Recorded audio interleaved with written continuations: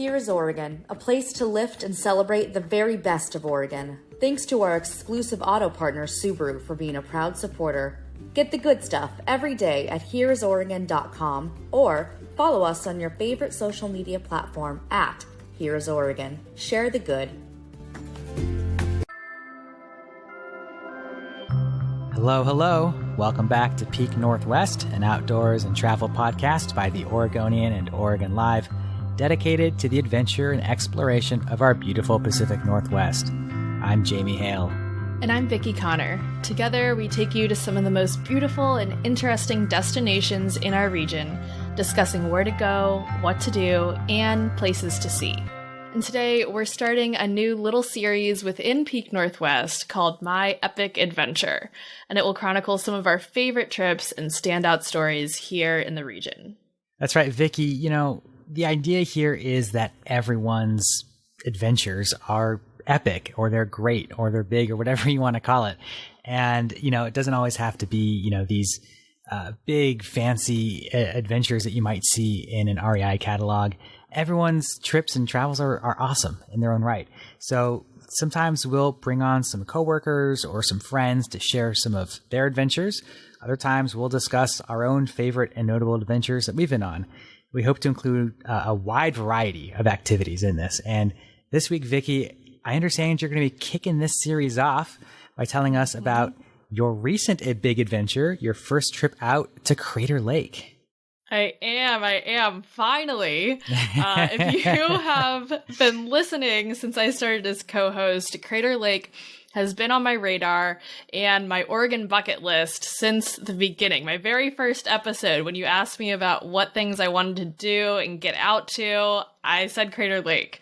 So I felt like I had been living here way too long to not have visited Oregon's only national park.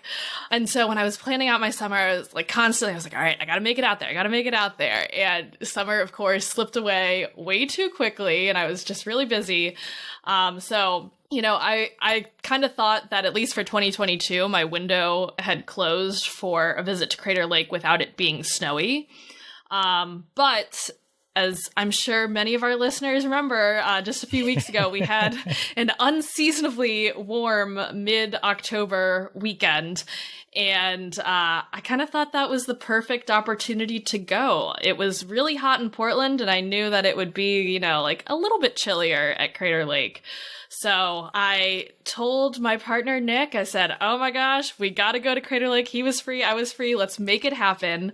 And I'm kind of bearing the lead here because not only did we visit Crater Lake, but we also biked around the entire rim of Crater Lake. Oh my gosh. Yeah, Vickie, I saw the photos after you did this and it looked incredible. It's one of those things that I feel like I have never had an interest in doing myself personally, but I love when people do it because it looks like just such a cool adventure to be like out there biking in the silence of the place to all those viewpoints around the lake. It had to be spectacular.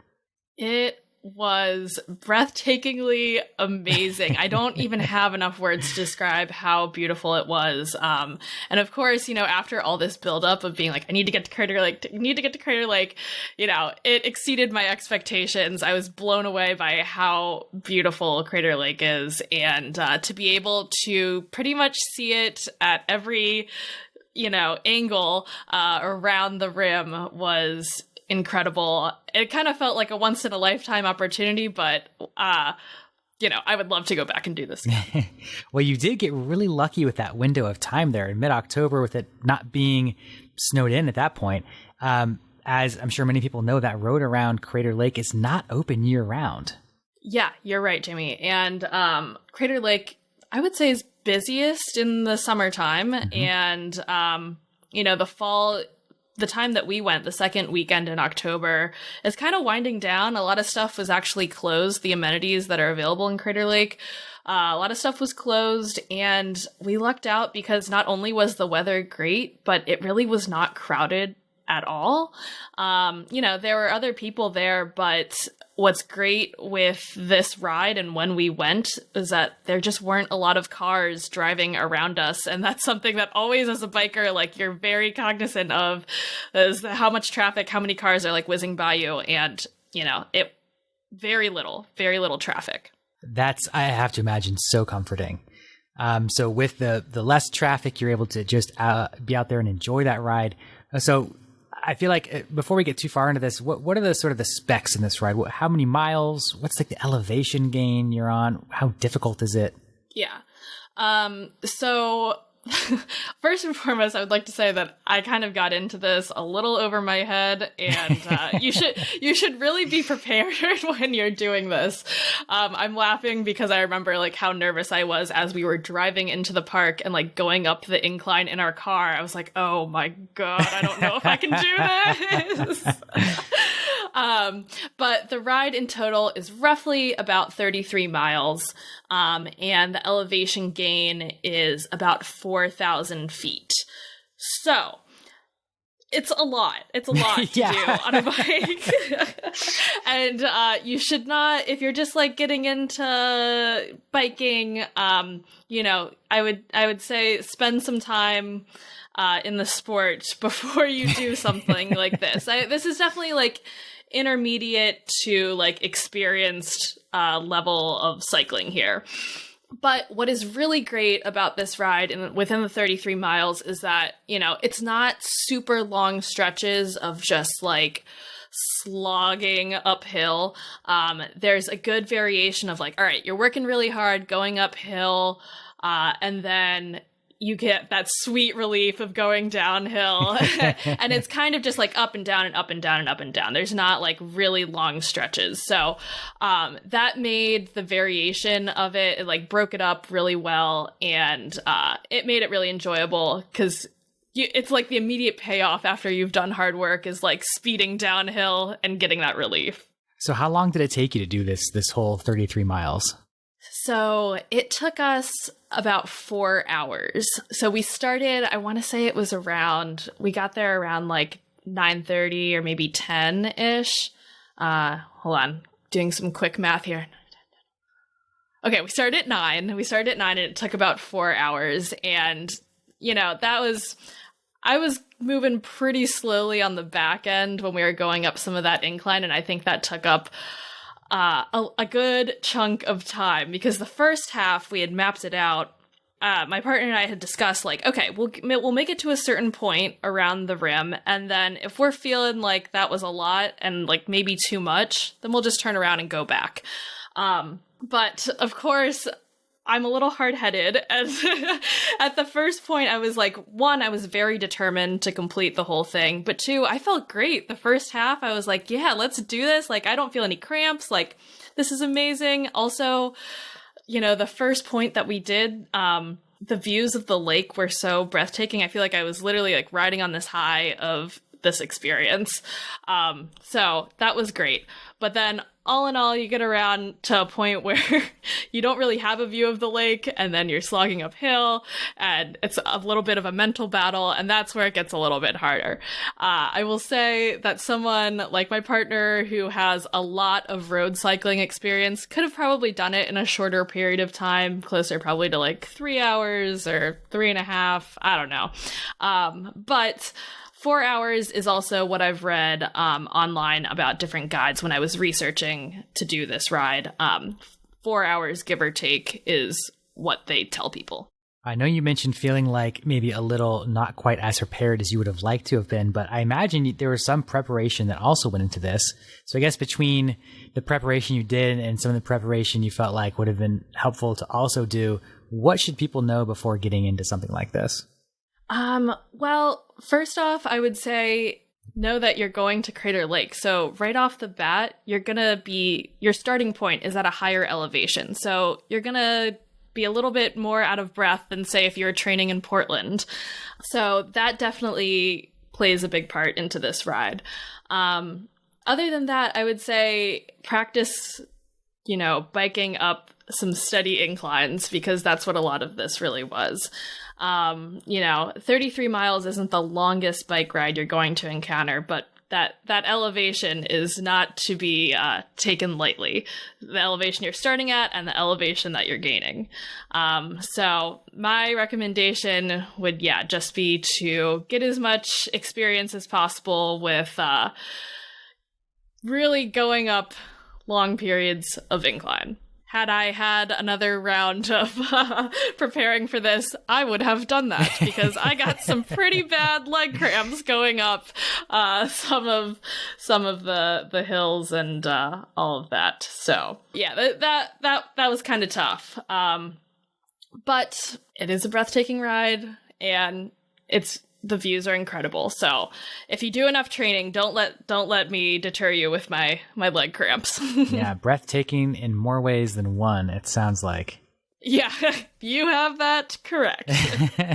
Well, so, I mean, is there any kind of like special bike you might need? Excuse me, I'm not a cyclist, so I don't know. Yeah. But like, can I just pull my bike from my, garage and go out there and do this? Do I need some kind of like special bike to go on a trip like this?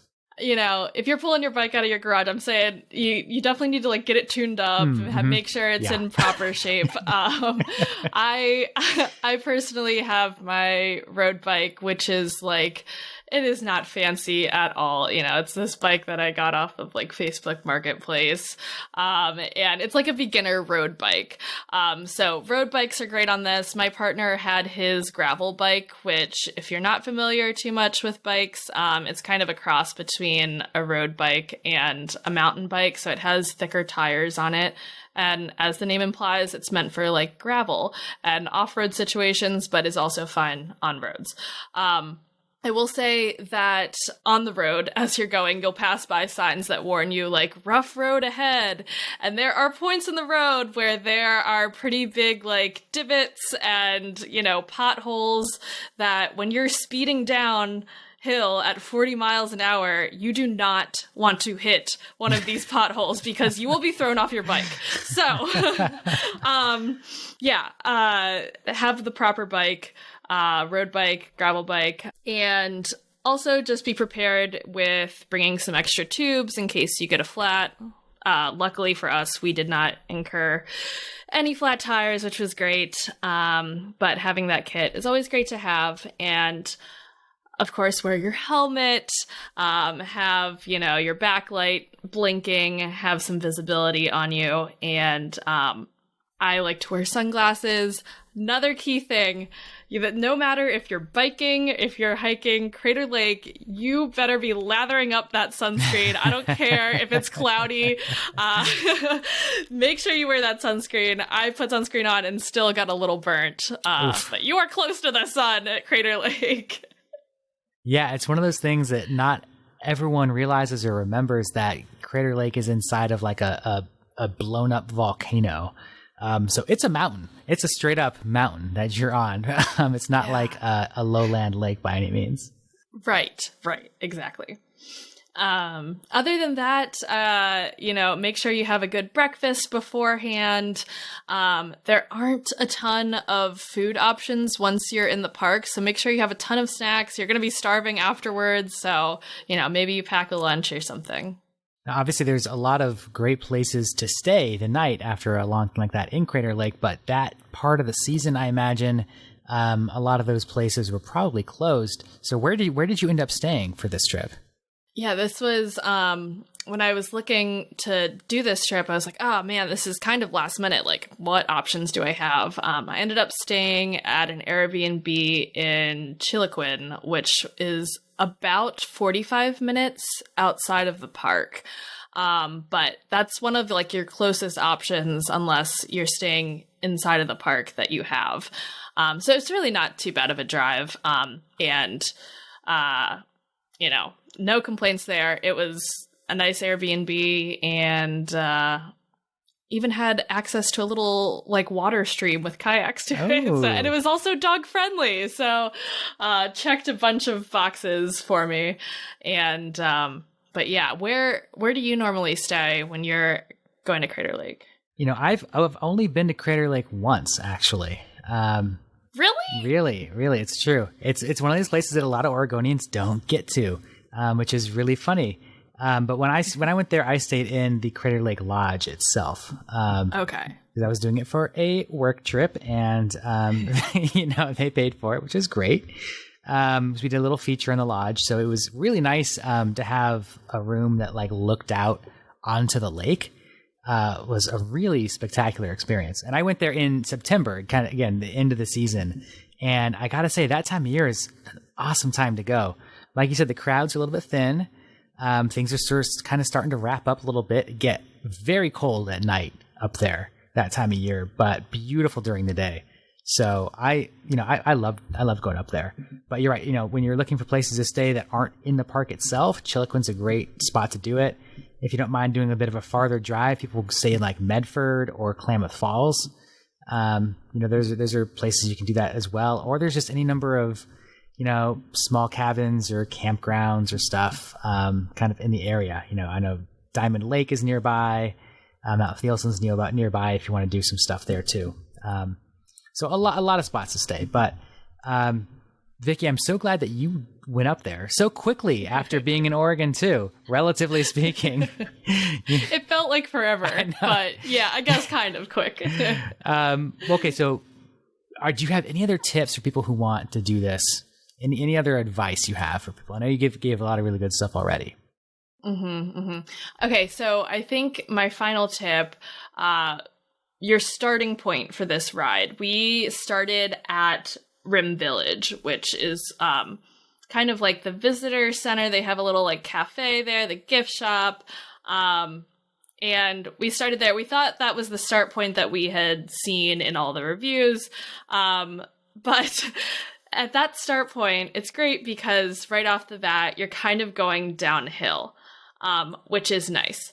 But if you start at park headquarters, which is what I recommend, you'll end your ride by going downhill rather than our grave mistake of ending the ride going uphill in the final stretch after you're already tired. So wherever you start, I would say ending your ride on a decline is worth it, because that final mental battle of getting, the last few miles going uphill is a lot. And as we were doing it, I was like, oh my gosh, this is the point when we were in the car driving into the park where I was having a freak out about, I don't know if I can do this. And meanwhile, I'm just like slowly but surely making my way up this final stretch saying, okay, I'm doing it. It's happening. So yeah, end your ride going downhill. Also, you can take breaks. You can like get off your bike safely in a space where, you're not going to get hit by a car or anything, but, you don't have to continuously be on your bike, which, on that latter half of the ride when I was, having a bit of a mental and physical struggle, there were points where you're like, all right, let's get off, stretch, like have a snack. We're not in any crazy rush. And I think that's a great way to do it. I love that. And that goes for any kind of outdoor recreation, right? No need to rush or push yourself. If you got the daylight, if you've got the resources, the snacks, take a break, take it easy. Yeah. Also try to go in the morning so that, like I said, that sun is not really beaming down on you. Yeah, that's great advice. Well, so, people can bike along Rim Drive and Crater Lake any time of year that the road is open. But Vickie, as I understand it, there is a special event called Ride the Rim where cars are not allowed on that road. And for cyclists who want to, I imagine, do it totally car free, can do it then. But what can you tell me about the Ride the Rim event? Yeah, so mark your calendars if you're looking to do this. It is September 9th and 16th, 2023.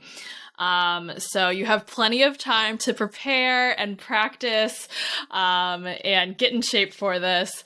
And like you said, Jamie, a portion of East Rim Drive is closed, and it's most of it. So you won't even see the amount of cars that we did when it was relatively empty. And it's an event that, really drives a lot of cyclists to get out there. So you have that camaraderie of other cyclists out on the road with you. And I think every year more and more people go. So I would love to go back and do it with a bunch of other cyclists with me by my side. That sounds amazing. But of course, I mean, your adventure here was really cool. It sounds like, and something about doing this series.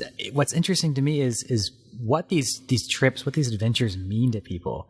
I mean, making these memories, having these experiences, something that is can sort of feel ephemeral when you're in the moment of like, oh, I have to soak up all of this beauty and take in these views and appreciate it while I have it. But it's something that also really we keep experiencing over and over. It lives on in our memories in this really special way. And so I guess, I mean, you're still pretty fresh off of this, but how has this trip been sitting with you? How have you been experiencing it after the fact? It's something that I still can't even believe that I did. But yeah, like literally whenever I tell my friends about it or my partner and I talk about it, we kind of start laughing because it feels like unbelievable to have done that. Like first time visiting Crater Lake and to ride the entire rim of it was, out of this world, amazing. So yeah, it's something that I'm personally proud of doing, and I'm glad that I got to do it with my partner too. It was definitely something that brings you closer, and we'll definitely be back. And not only were the views incredible, but as you're biking through the wooded area, the trees smell so good. And when you're going super fast or when you're having a rough time on certain parts, just going downhill, smelling the trees and just taking in everything around you with your senses, it is indescribable. Amazing. Well, Vickie, next time you go back, do you think you're going to bike again or try to see Crater Lake a different way? That is a good question. I would love to do some hiking in Crater Lake. I would love, to do some hiking. And I got ahead of myself because I said, okay, after this ride, I'm going to go jump in Crater Lake. And then I think my body would have gone in total and complete shock had I done that. So I stayed away from that. Maybe in the summer, I know it's going to be freezing no matter what time I jump in the water. But I would love to go back and, do the little 2-mile trail to actually, at the very least, dip my toes into Crater Lake. There you go. Perfect. Well, more adventures to come. I can't wait to hear about your next trip to Crater Lake or your next adventure. And I'm excited to share some stories and hear some stories from other people and their great adventures as well. I cannot wait for the rest of this series. Absolutely. Well, folks, until next time, you can watch our videos on the Oregonians YouTube channel and view all of our travel and outdoors coverage on OregonLive.com/travel, as well as HereIsOregon.com. Please leave us a rating or review if you enjoy the show, and if you want to support this podcast and our local journalism, please consider a subscription to Oregon Live. You can find details at OregonLive.com/pod support. Also, if you're a fan of the show and you're interested in potentially sponsoring it, you can get in touch with our marketing people at advertise@Oregonian.com. This episode of the show was produced by me, Vickie Connor, alongside Jamie Hale and Andrew Thien. Stay safe and happy travels, everyone. Until next time, we leave you with this 10 seconds of Zen.